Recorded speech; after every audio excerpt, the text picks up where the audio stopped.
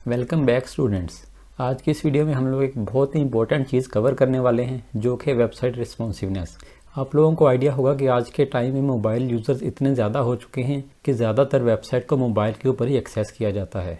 तो जितना ज़रूरी डेस्कटॉप के लिए वेबसाइट को बनाना है उतना ही इंपॉर्टेंट उस वेबसाइट को मोबाइल और टैब के लिए रिस्पॉन्सिव करना है। और आज की इस वीडियो में हम लोग यही देखने वाले हैं। तो जो भी आप लोगों ने पेज क्रिएट किया होगा, अगर आप लोग उसको एडिट करेंगे तो आप लोगों को इस तरह से ऊपर 3 ऑप्शन देखने को मिलेंगे, डेस्कटॉप, टैबलेट और साथ मोबाइल। अगर मैं इस ऑप्शन के ऊपर क्लिक करता हूं तो आप लोग देखेंगे हमारी वही वेबसाइट एक मोबाइल व्यू में शो हो जाएगी। अगर आप लोग इसको टैबलेट में शो करना चाहते हैं तो यहाँ पर टैब व्यू भी दिया गया है। तो हम लोग देखेंगे किस तरह से ये टैब और मोबाइल के ऊपर भी प्रॉपरली व्यूएबल बना सकते हैं। उससे पहले मैं आप लोगों को एक और चीज़ क्लियर कर दूं, अगर आप लोगों को ये ऑप्शन यहाँ पर शो नहीं हो रहे तो आप लोगों ने जो एलिमेंटर का लेटेस्ट इंटरफेस है उसको एनेबल नहीं किया होगा। अगर आप लोग उसको एनेबल करना चाहते हैं तो मैंने आपको पहले भी बताया था, एलिमेंटर में जाकर सेटिंग्स वाले ऑप्शन में आएंगे और यहाँ पर लास्ट पर फीचर्स वाला ऑप्शन होगा, उसके ऊपर क्लिक कर दें। थोड़ा सा स्क्रॉल डाउन करेंगे तो यहाँ पर आपको एडिटर टॉप बार का ऑप्शन शो होगा। अगर ये आप लोगों के पास इनएक्टिव है तो आप लोग इसको एक्टिवेट कर लें। अगर इसको मैं इनएक्टिव करके सेव चेंजेस के ऊपर क्लिक करता हूँ और वापस आकर अपने इस पेज को रिफ्रेश करूँगा तो आप लोग देखेंगे जो ऑप्शन टॉप बार के ऊपर शो हो रहे थे अब वो लेफ्ट साइड के ऊपर यहाँ नीचे आ चुके हैं। और अगर आप लोग इसी इंटरफेस को यूज़ करना चाहते हैं तो रिस्पॉन्सिवनेस का ऑप्शन आप लोगों को यहाँ देखने को मिलेगा। इसके ऊपर क्लिक करेंगे तो रिस्पॉन्सिवनेस वाले ऑप्शन यहाँ पर आप लोगों को ऊपर शो हो जाएंगे। दोनों में कोई भी डिफरेंस नहीं है। जो भी मैं आगे प्रोसेस बताने वाला हूँ आप लोग किसी के ऊपर भी फॉलो कर सकते हैं, लेकिन मैं यहाँ से जो एडिटर टॉप बार है उसको एक्टिवेट करके ही उसके ऊपर वर्क करूँगा क्योंकि ये लेटेस्ट वर्जन है। और मैंने आपको पहले भी बताया था कि जो भी लेटेस्ट अपडेट आती हैं खुद को उसके मुताबिक अडॉप्ट किया करें। अब ये जो रिस्पॉन्सिवनेस है ये वर्क किस तरह से करती है। फर्स्ट करें यहाँ पर अगर मैं अपनी वेबसाइट को टैबलेट मोड के ऊपर ओपन करता हूँ तो यहाँ पर शो हो जाएगा कि हमारी वेबसाइट अगर कोई बंदा टैब के ऊपर ओपन करता है तो किस तरह से शो होगी। अगर मैं मोबाइल के ऊपर जाऊँगा तो यहाँ पर हमें ये पता चलता है कि हमारी वेबसाइट मोबाइल के ऊपर किस तरह से शो होगी। तो सिंपल चीज़ है, हमें मोबाइल और टैब दोनों के ऊपर अपनी वेबसाइट को रिस्पॉन्सिव करना पड़ेगा। चीज़ें उसमें सेम ही रहेंगी। आप लोग देखें जिस तरह हम लोगों ने डिज़ाइन किया था, ये हेडिंग है, नीचे डिस्क्रिप्शन और नीचे बटन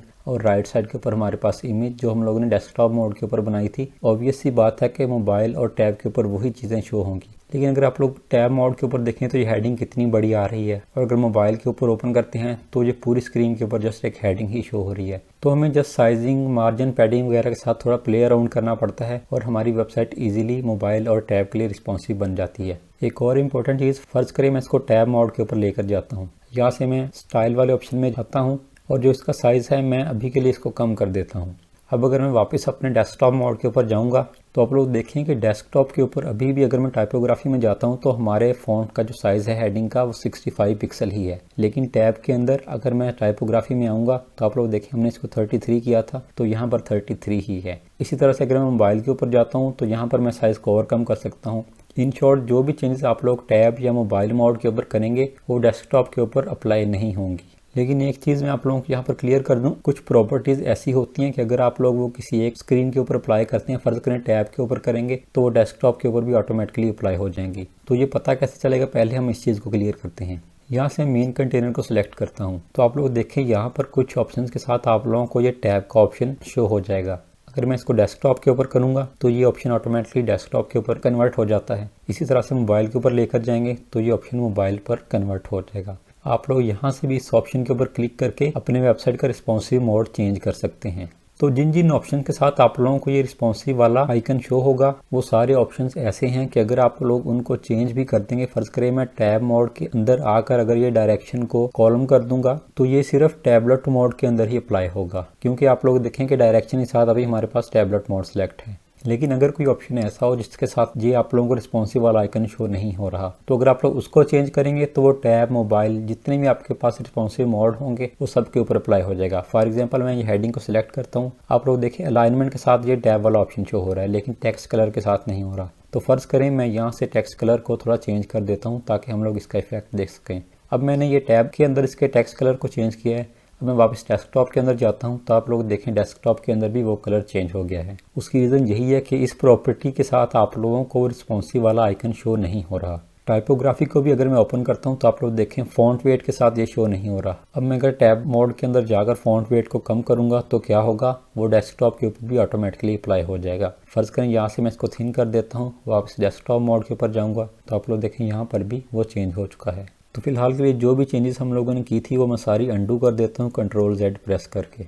एक तो ये चीज़ जो मैंने आपको बताई है इसको माइंड में रखिएगा। और दूसरी एक और बहुत इंपॉर्टेंट चीज़ है, आप लोग अपनी वेबसाइट के अंदर जो भी चेंजेस करते हैं वो राइट साइड के ऊपर जितनी भी डिवाइसेस यहाँ पर शो हो रही हैं उन सब के ऊपर अप्लाई होगी। फर्ज करें आप लोग डेस्कटॉप मोड के अंदर हैं तो आप लोग जो चेंज इसके अंदर करेंगे वो टैब और मोबाइल दोनों के अंदर अप्लाई होगी। अगर आप लोग टैबलेट मोड के अंदर हैं तो आप लोग यहाँ पर जो चेंज करेंगे वो टैब और उसके राइट साइड के ऊपर जो भी डिवाइस है मोबाइल बना हुआ है उसके ऊपर अप्लाई हो जाएगी। लेफ्ट साइड को वो कभी भी अप्लाई नहीं होगी। अगर मैं मोबाइल के ऊपर जाता हूँ तो इसके राइट के ऊपर भी कोई भी डिवाइस नहीं है तो ये चेंज सिर्फ मोबाइल के ऊपर ही अप्लाई होगी। लेफ्ट के ऊपर जितनी मर्जी डिवाइसेस आपके पास आ रही हों वो उनके ऊपर कभी भी अप्लाई नहीं होगी। लेकिन अगेन वो चीज़ माइंड में रखिएगा कि जो भी आप लोग चेंजेस कर रहे हैं उसके साथ ये वाला आइकन होना चाहिए। मैं आप लोगों को थोड़ा सा प्रैक्टिकली भी इस चीज़ को क्लियर कर देता हूँ। अब फ़र्ज़ करें मैं टैब मोड के अंदर हूँ, यहाँ से आकर जो इसकी हेडिंग का साइज़ है वो मैं कम कर देता हूँ। अब वैसे आप लोगों को शायद लगे जो भी चेंजेस आप लोग टैब मोड के अंदर करेंगे वो उसी के अंदर अप्लाई होंगी, लेकिन जैसा कि अभी मैंने आप लोगों को क्लियर किया है कि वो चेंजेस राइट साइड पर जितनी भी डिवाइसेस होंगी उनके ऊपर अप्लाई हो जाएगी। अब मैं मोबाइल के अंदर जाता हूँ, आप लोग देखें यहाँ पर भी हेडिंग का साइज़ कम हो चुका है। अगर मैं यहाँ से टाइपोग्राफी में जाता हूँ तो देखें 40 पिक्सल शो हो रहा है। अगर मैं यहाँ से इसका साइज़ फ़र्ज़ करें 20 कर देता हूँ तो वो लेफ़्ट साइड के ऊपर कभी भी अप्लाई नहीं होगा। मैं वापस टैब मोड के अंदर आता हूँ, यहाँ पर आप लोग इसका साइज़ देखें 40 शो हो रहा है। मैं डेस्कटॉप मोड के अंदर जाता हूँ, यहाँ पर जो इसका साइज़ है वही 65 शो हो रहा है। तो इससे ये बात क्लियर होती है कि जब भी आप लोग अपनी वेबसाइट को रिस्पॉन्सिव करेंगे लेफ़्ट से राइट उसको रिस्पॉन्सिव करना शुरू करेंगे। यानी कि सबसे पहले डेस्कटॉप के लिए वेबसाइट को हम लोग बनाएंगे, उसके बाद टैब के अंदर जाएंगे, यहाँ पर जितनी भी चेंजेस होंगी वो कर देंगे। उसके बाद मोबाइल के ऊपर जाकर मोबाइल की रिस्पॉन्सिवनेस उसकी सेट करेंगे।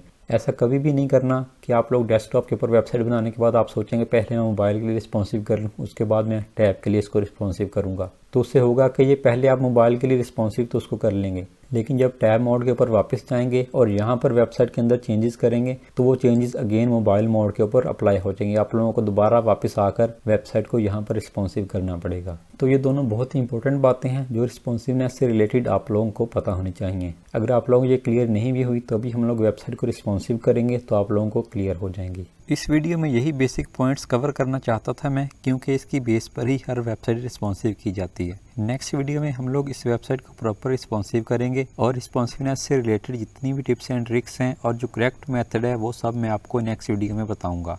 अगर आपको पहले वेबसाइट को रिस्पॉन्सिव करना आता भी है तो भी उस वीडियो में 2-3 ट्रिक्स ऐसी हैं जो मोस्टली लोगों को नहीं पता होती। वो वीडियो थोड़ी सी लंबी होगी लेकिन उसमें सारा प्रैक्टिकल वर्क करेंगे और लास्ट में ब्रेक पॉइंट्स को समझेंगे कि वो कैसे वर्क करते हैं और उनको कैसे यूज़ किया जाता है। तो मिलते हैं नेक्स्ट वीडियो में। अल्लाह हाफिज़।